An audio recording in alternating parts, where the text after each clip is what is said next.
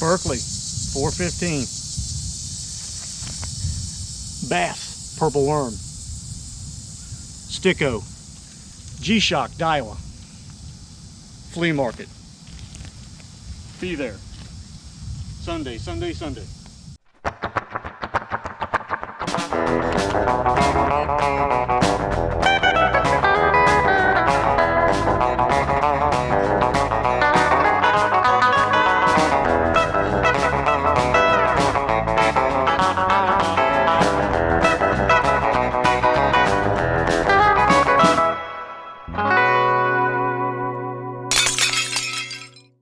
Hey, what's happening, guys?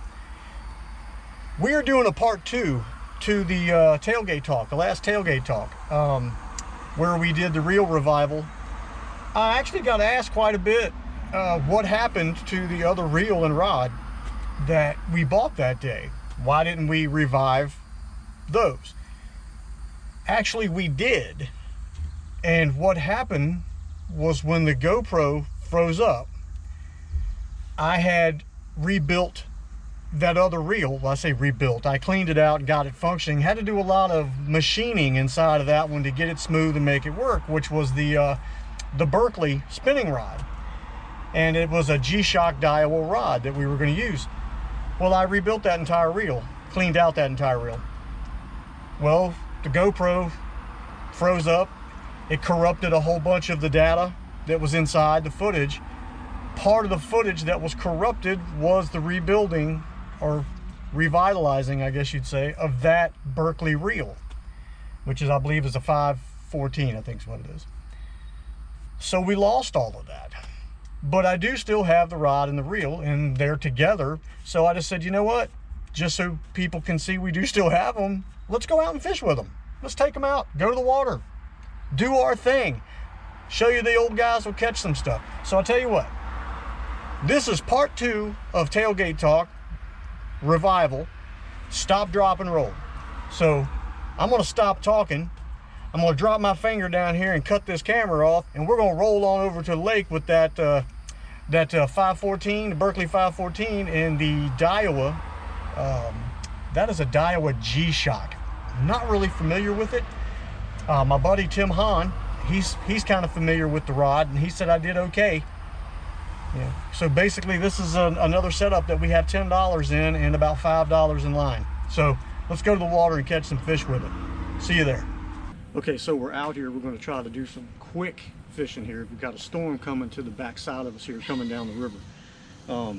Hopefully we'll catch a few things. I'm going to show you the reel and the rod real quick here.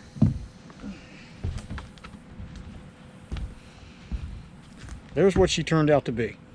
Okay, the Berkley 415. I don't know if I was saying 514 or whatever, but 415 is what it is. Berkley 415.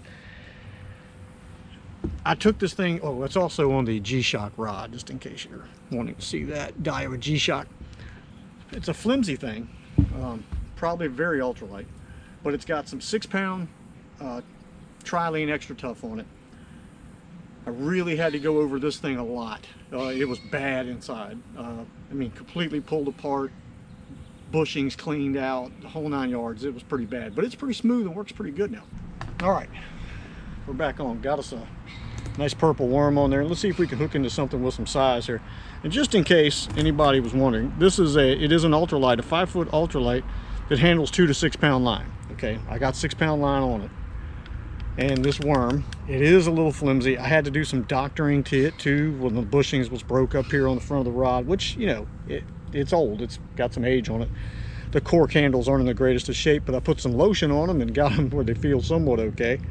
But let's see if we can catch some fish here. The only downfall to these reels are when you push back on the bail. There's no relieving the bail by itself. So your retrieve is what releases the bail. So it isn't like the new guys where you can flip the bail on your own. You can't hear it yet, but it's thundering back there.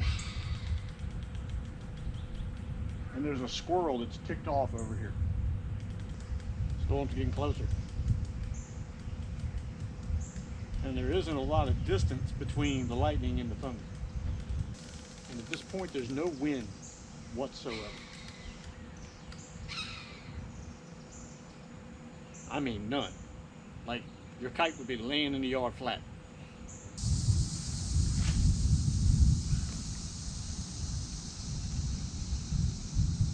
I have a good feeling about that one.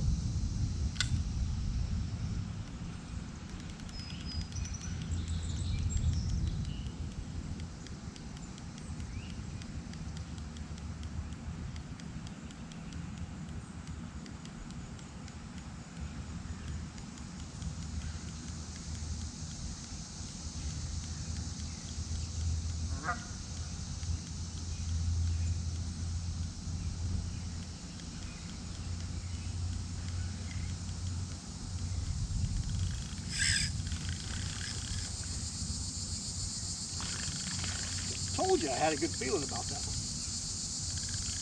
Should have had a better feeling about my drag though. Look at that pole bend. That's ultralight at its best right there. No, don't go over there. Come over here.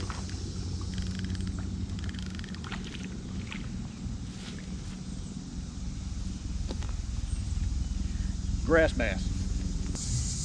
There you go.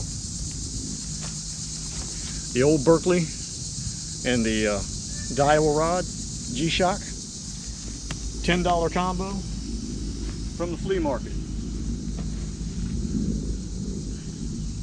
That's what, I mean, what do you want, huh? Best thing going. Anyway, I got to get him past this grass and get him out in there. Let's see if we'll catch another one.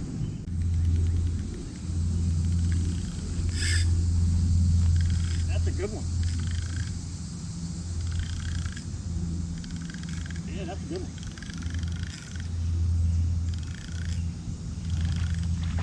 Or maybe he's just a fighter.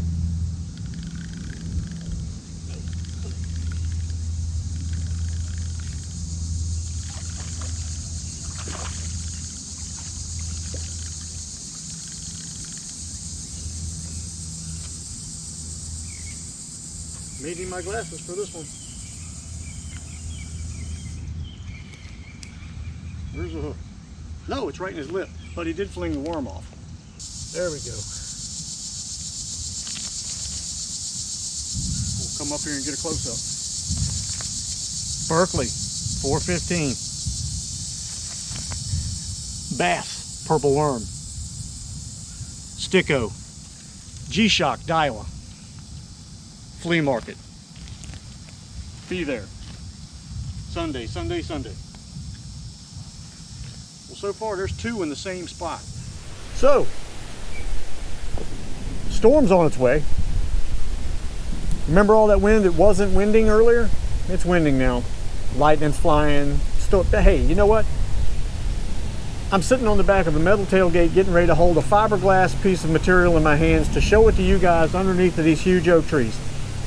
I'm doing it for y'all and my family. I'm not sure how much my insurance policy actually is, but anyway, let's talk about this real quick. The GoPro froze up again, so I managed to get 2 fish caught. Actually, I got 3, but of course the GoPro was froze up. Let's get off of that. All right, Berkley 415. Okay, these old things are fun. They're very simplistic, very easy to work on and get working correctly. They clean up really well. Usually they've just been sitting in a corner forever. And that's usually how it works out, because when you clean them up, you almost go, man, did they even use this thing? So this one works really well, really good, really well. Caught those 2 fish. They were both in the, I would say, 3/4 to a pound. One of them, and the other one was probably 1.5 pounds. Maybe. I'll look at the footage again. I could be wrong there, but that's what they seem to be at that point. The G-Shock Daiwa rod, extremely flimsy. When it says ultralight, it ain't joking. Okay, it's a neat rod. I had to do a few repairs to it. I see a couple of other things I'm going to do to help sturdy it up a little bit. But this is a neat rod. I actually like it quite a bit. I love, you know, I kind of like the flimsy, whippy kind of thing sometimes, and that's good. It's really good in creeks and rivers and stuff when you're really going for panfish. As long as that's the game you're playing, these little reels, or these rods anyway, man, they're all day long. You'll have a blast with them. But the Berkley 415 was, out of all the ones that I've cleaned up, this one was rough inside, and I mean rough. I actually had to completely disassemble it. I had to put the shaft actually on the wire wheel out there to get some of the old grease and stuff off, because it had actually left almost like an indentation, a trench in the shaft. But it's okay now. Everything's good. It's extremely clean inside, and it works really well. I never had an issue at all. The only downfall to these things are that the bail has to be released with the crank. You cannot just flip it back by hand. You can actually get that little lever right there and flip it back, but that's extremely annoying to have to deal with. So really you just hit the crank, and it does have the clicker. That's just the way it is. It's the way they work. It's how they work. And these things are built a lot alike. Mitchell, Zebco, Berkley, and a few other names that are really kind of off. They were all built kind of the same way, where the bail locked into place and didn't release unless you actually did the retrieve. It's starting to rain now, so there may be water on the... You in there?